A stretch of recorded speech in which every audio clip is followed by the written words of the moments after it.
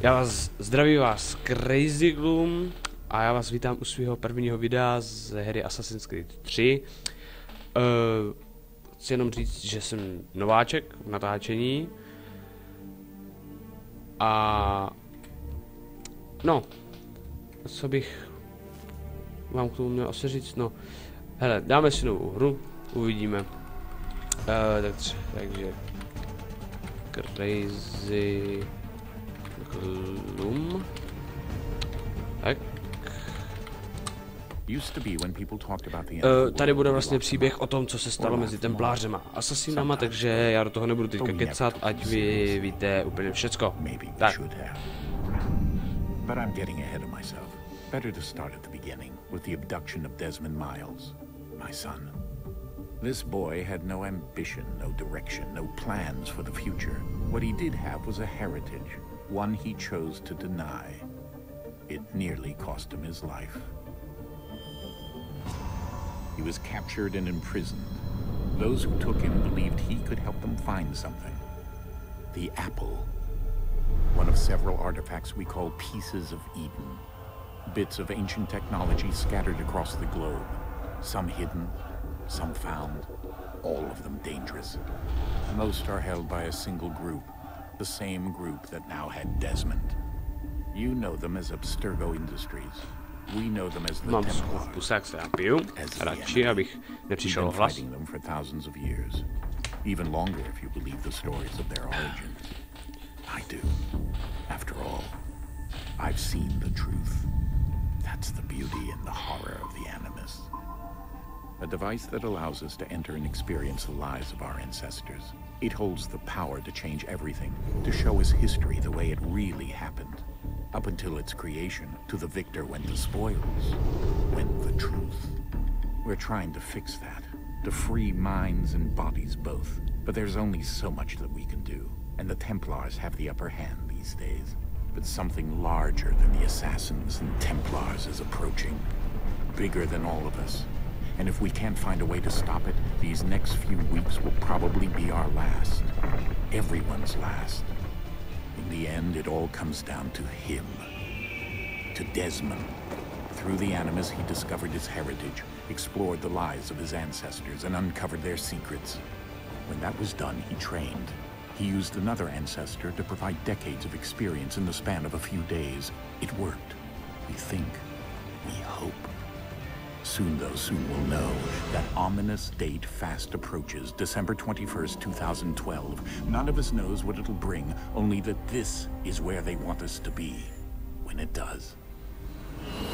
They've been guiding us in their own fractured, frustrating way. These voices from the first civilization, the ones who came before, a precursor race of immense power and uncertain motives. They're the ones who made the Pieces of Eden. This is where they've led him, and through him, us. He stands at the entrance to this long-lost place, armed with the knowledge of Altair and the abilities of Ezio. He holds in his hands the Apple of Eden, and we stand at his side, ready to support him however we can. His name is Desmond Miles, and he has brought us to the end.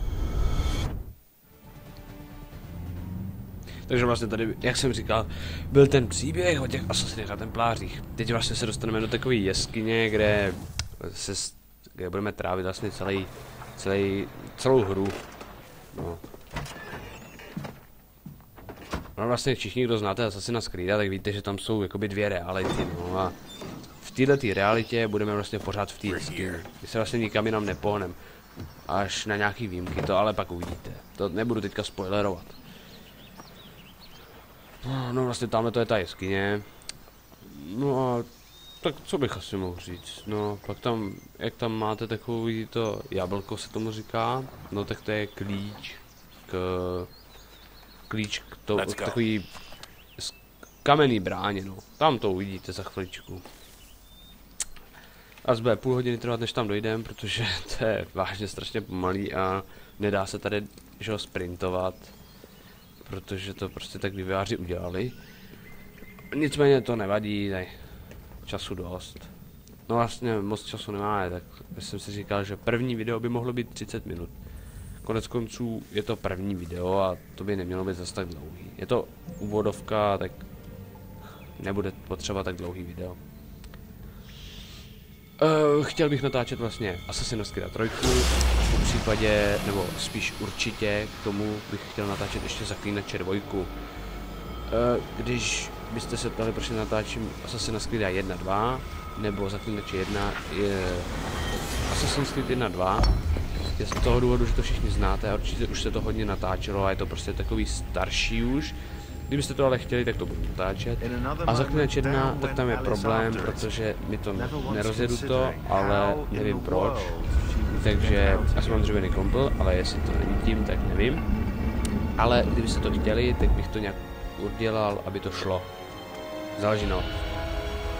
No a vlastně teď se dostáváme, teď se odbočím od tady toho blbýho tématu a skočím prostě zase do hry. Teď se vlastně blížíme k hlavnímu místu, nebo no místu, kde budeme trávit 90% času v této realitě. Vlastně když budeme mít tu druhou realitu, tak tam je jasný, že to bude někdy ve středověku, že jo.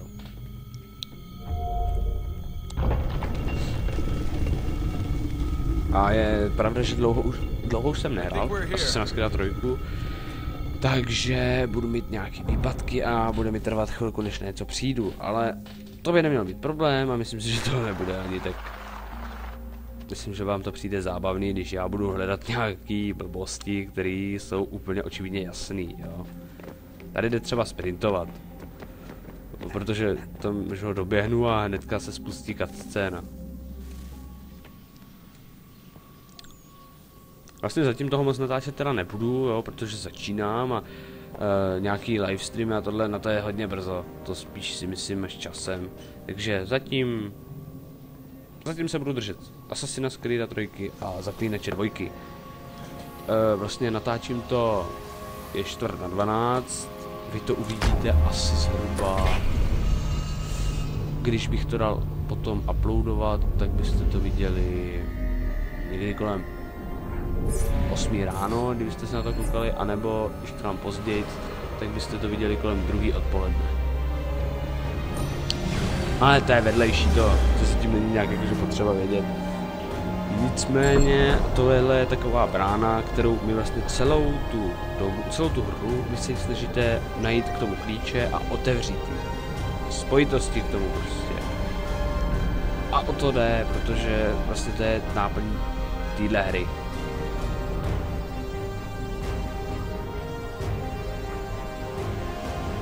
No a nevím, co bych říkal dál.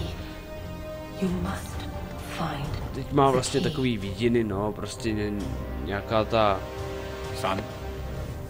starší ženská, co tam je v jeho hlavě, tak vlastně si nehraje z jeho hlavou, ale kvůli tomu má ty vidiny a to, vlastně to je ten jeho dar, no.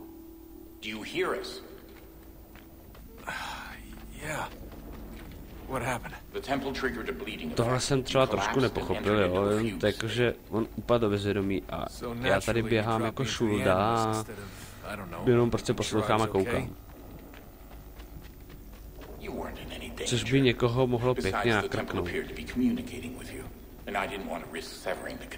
A jinak se omlouvám, kdybych měl nahoru přispatej hlas, tak je to tím, že je to fakt, natáčím to pozdě, ale snažím se být ještě takový aktivní, no, už to není to nic moc, ale snažím se. Jinak videa bych chtěl vydávat vždycky, pokud možno každý den jedno. Každý den jedno, a kdybych to nesplnil, tak každý 2 dny jedno. Ale to se uvidí.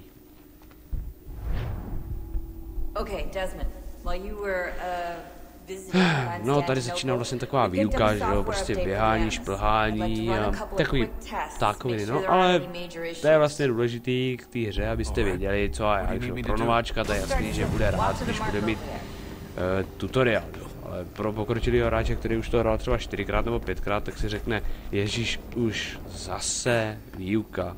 No jenže fakt hodí se to.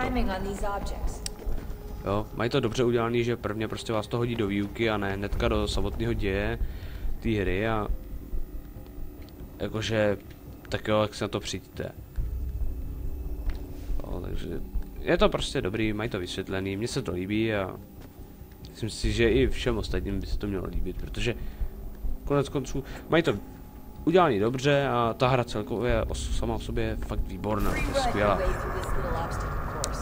Jak říkám, dlouho jsem ji nehrál, ale teď jsem na ní dostal chuť a tak jsem si řekl, že bych ji mohl začít natáčet. Ono, točení je docela zábava. A jinak vlastně my musíme vlastně, jakože se skrýváme před jednou organizací, jmenuje se to Abstergo, a my před nima vlastně utíkáme, to je něco společného jako kdyby s templářema. Možná, že samotní templáři to jsou v téhle době, nevím, ale teď jsem to pohnojil, protože jsem ho měl zabít ze zvrchu. Ale nevadí. Vlastně ta výuka moc nezabírá, jo. No, je to v pohodě. Jakože... není zábavná moc, ale když tu projdete jedině dobře, protože budete pak vědět všecko to. A tady si vlastně vyzkoušíte úplně všechny věci, které budete potřebovat do hry. Jo, takže... dobrý. Vlastně my tamhle doskočíme a přepne nás to na jinou postavu. To je tuším Hitman, nebo já mu říkám Hitman, ale on se nějak jmenuje. A vlastně on je otec té hlavní postavy, za kterou my budeme potom hrát později. Nebudu spoilerovat, ale řeknu jenom jedno, je to Indián. A myslím si, že vy všichni, kdo jste viděli Assassin's Creed 3, jakožto, že těch let's playů fakt není málo, tak si myslím, že víte, o koho jde. I'm just preoccupied, that's all. Don't forget your invitation. Master Birch will be meeting you inside. Thank you. Where shall I retrieve you once you're done? Front of the opera house. To je jak, kdy vás mám vyzvednout, to je jak kdyby byl dítě ze školky. Fíha. Trochu drop FPS. O. Nicméně to nevadí, to je takový obyčejný. Shall I take your coat, sir?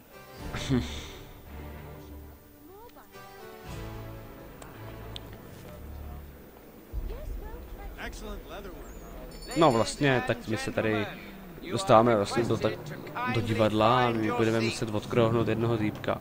On, teď přesně si nepamatuju proč, ale tam nějak ten příběh na to navazuje. Fakt momentálně si nevzpomenu, co to bylo, jako kvůli čemu ho budu muset zabít. Ale, jak jsem řekl, tohle to není hlavní postava, je to jedna z hlavních postav, není to hlavní postava, jakože, za kterou budeme hrát. To je potom až ta další. Teď vlastně chvilku budeme hrát za tohohle Hitmana, nebo teď se dozvíme, jak se jmenuje. Hajte. No, nebudu to tak zkoušet vyslovovat, nebo si zlámu jazyk. No a vlastně za něj budeme teďka chvilku hrát. Ono bude se vám zdát, že on je jakože zlej, nebo nezlej, ale je to neférový člověk, ale on svým způsobem není špatný. To potom taky pochopíte, ale až časem. Pak ze začátku se to nedá. Tam jako si myslíte prostě, že je špatný a až časem v tom příběhu vy poznáte, vlastně tamhle nahoře by měl být. Jo. No, vy poznáte vlastně, že on není zase tak špatný a teď nevím, jestli na konci, na konci nebudu říkat nic. Radši nic říkat nebudu. Nebo to fakt všechno vykecám. A vlastně já se budu snažit nevyzradit úplně všecko. Protože jsem ukecaný a mohl bych vám taky všecko úplně vyklopit a to nechci. A se taky na to díváte a nejenom, že vám to řeknu a prostě konec.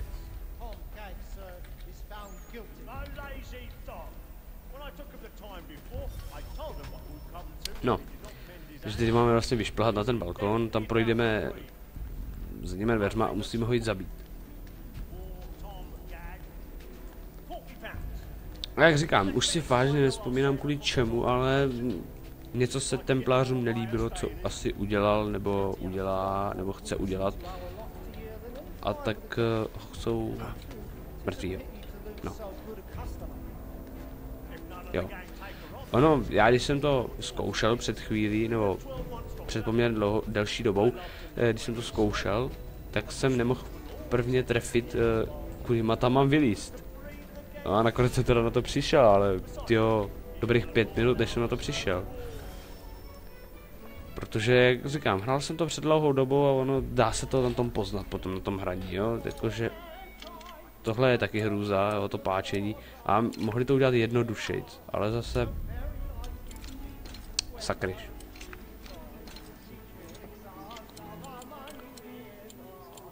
A zase kdyby to udělal jednodušší, tak by to nebyla taková zábava, jo, tam, ale tak doprčit. Jako popravdě, někdy to je zábava, někdy to pěkně prudí, jo.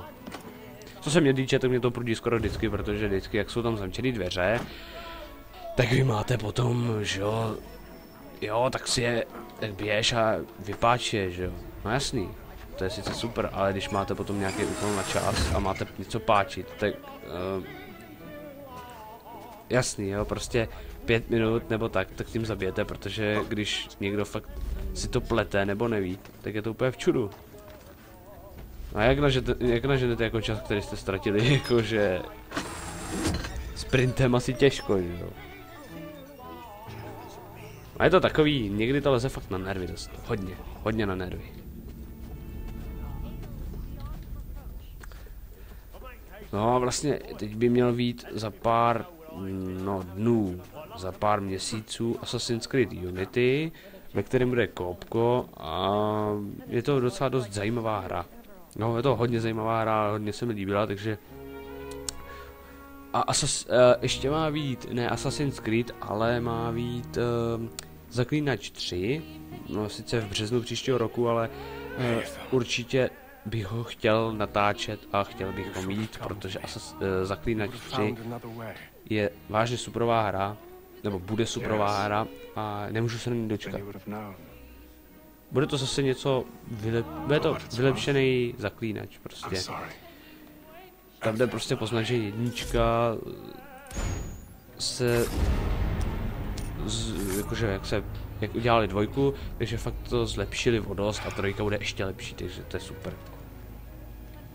A jak jste viděli teďka, tak prostě jsem ho musel zabít, ale já nevím prostě proč. Buď mi uniklo něco z těch titulek dole, anebo prostě kvůli něčemu, co tam není uvedený, ho museli odstranit. No, najednou se chová jako gentleman, vidíte? A to je jedna z těch věcí, co jsem říkal. On se zdá, že je zlej, ale on není zlej. A to se pak ale dá určitě v pohodě poznat. No, teď se musím dostat ven, jinak, tyjo, jinak bude docela dost zle.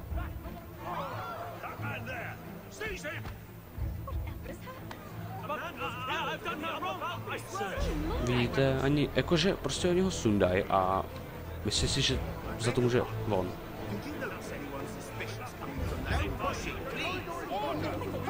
Jako, musím říct, že tutoriál je tady fakt jakože dobrý, jo, že prostě každému vysvětlí, co a jak. Jo, prostě nováčkovi provede nováčka a nováček okamžitě během 15 nebo 20 minut je schopný pochopit, o co jde a tu hru se, nebo, no, tu hru se dokonale naučit ovládat. Jo, takže si myslím, že to má dobře udělané. Jestli třeba znáte Dark Souls, tak určitě víte, že v Dark Souls se s váma nemazají, na vás prostě šupnou hnedka do hry a zjistí si. Jo. Když si nezjistíte, bohužel vaše smůla, umřete. Když budete chtít jít jinou cestou, nebo to, umřete. Tady to je prostě daný tak, že ten příběh, ono vás to vede, že jo. Ale jakože jo, je to v pořádku, nemůžou být všechny stejný. A Zaklínač je jedna z nejlepších her, dle mýho názoru, protože vážně baví mě a je super. Víte, jak je to tady nahrnutý, prostě někdo někoho zabije a hned je z toho 3. světová, jo, prostě to, dneska je to úplně normální. Kočárek čeká.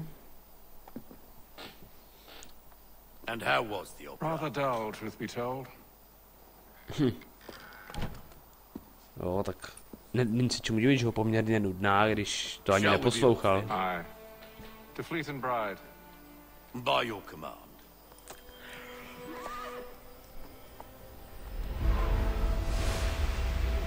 No, takže tohle vlastně budeme potřebovat taky. To je takový amulet, který je důležitý v příběhový.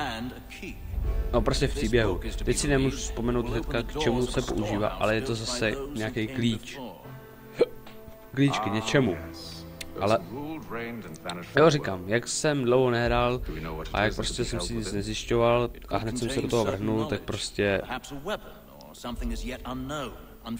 si nemůžu hnedka vybavit, k čemu ten klíč je. Ale to je právě dobrý, nemůžu vám to aspoň vykecat a postupně časem to zjistíte sami.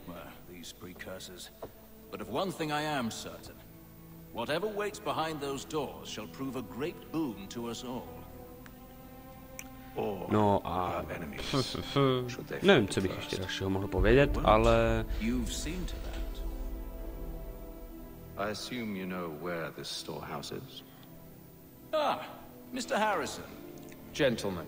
Vlastně How fair your calculations? on dostane k sobě tady ta jedna z hlavních postav, tady ten, já mu říkám hejtman, prostě hejtman. No tak hejtman dostane jakože k sobě postavu, která je strašně zlá a nepříjemná a to prostě poznáte hnedka, protože on je a je slizkej, je hnusnej, prostě fuj. Ale vy ho potom budete stejně muset zabít. Jak jednoho, tak tady toho druhého. Each is also uniquely suited to aid you in your endeavor. With them at your side, we'll want for nothing. Well, then I'd best be on my way. I knew our faith in you was not misplaced. We booked you a passage to Boston. Your ship leaves at dawn. Vlastně tady se dají vyrábět věci, no vlastně tady se vyrábět věci ještě asi úplně nedají, ale ve 4 tam už se dají vyrábět věci z různých materiálů a co získáte a to. A tady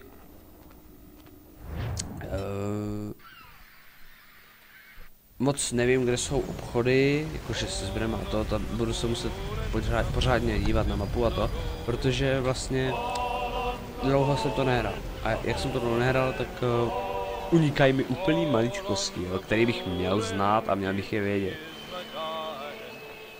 No ale bohužel je prostě neznám. Takže si budete muset počkat, až prostě vždycky tu věc najdu a potom se na to teprve budu zvrhnout.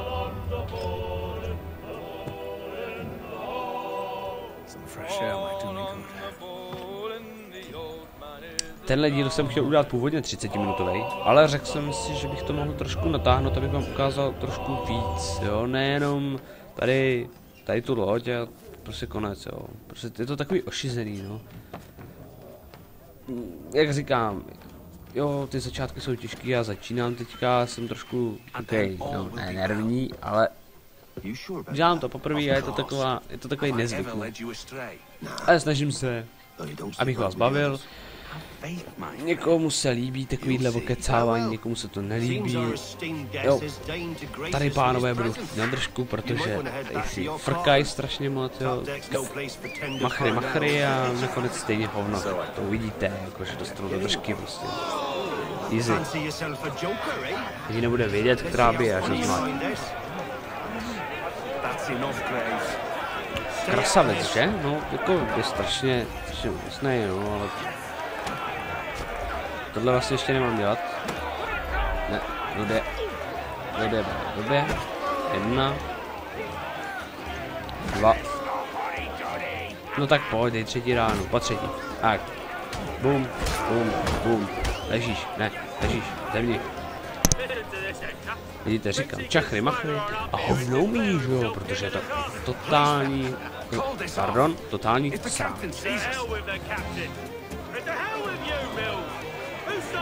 No, další, kdo chce. Tak pojď, vyjde mi to, nevyjde. Vyjde. Jo, vyjde.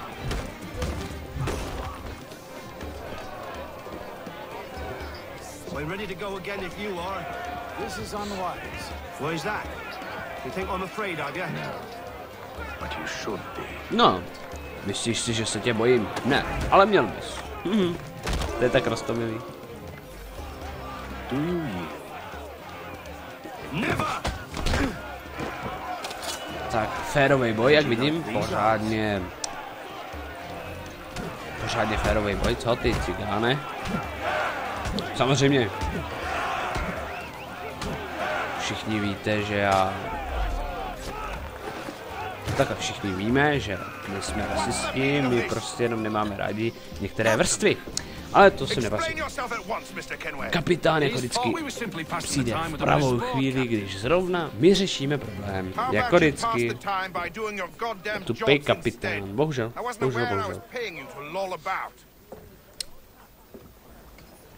A myslíš si, že má velký slovo, no?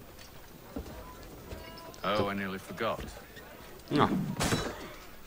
There's your knife back. Mohl mu tu nohu aspoň jakože tím nožem propíchnout, ale tohle stačí taky jako krásný divadlo. I don't care for you, Mr. Kenway. I've had nothing but trouble since you came aboard. Your problems have nothing to do with me. I beg your pardon? You're a poor leader, ill-tempered and cruel, and it's clear your crew has no respect for you. Look, I don't want to argue. In fact, I need a favor. Oh, this is rich. No, kapitán si připadá jako totální noob, ale to taky je, že? Really? What a surprise. As I cannot trust any of them, Bude se snažit vyhrožovat, ale my mu to pak vrátíme. Uvidíte, to bude sranda. Because if they do intend to betray, I'm the only hope you have of reaching America. Na chvilku přestanu kecat, abyste z toho něco měli. Well, what will it be? If what you say is true, what other choice do I have? Think. But let me be clear. Should you ever dare to insult or threaten me again, I'll not hesitate but to cut off your head myself. Are we understood? Excellent.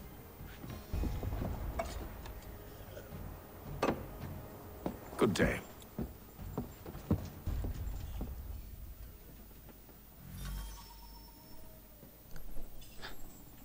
Tak se ještě teda na něco podíváme, když jsme tady.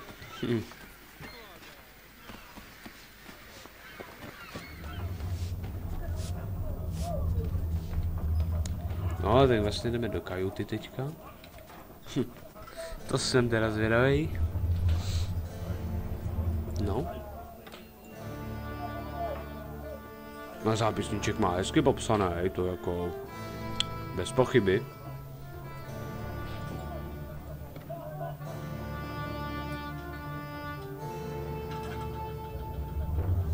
On píše na popsanou stránku. Tak teda, no, to je profík. Píše na popsanou stránku, to je úctyhodný. Fakt, že jo?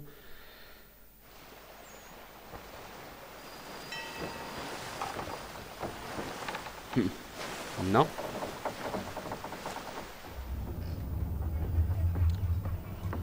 Asi je ujetej na medailoncích.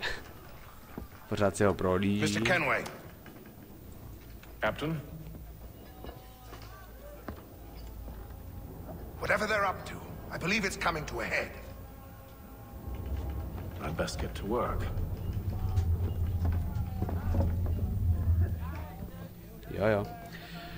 No a z důvodu nedostatku času se s váma, já, Crazy Club, rozloučím. Dejte odběr, palec nahoru, přijďte komentář. Řekněte, jestli se vám to líbí nebo ne. A jsem rád za první video a uvidíme se příště. Tak se mějte.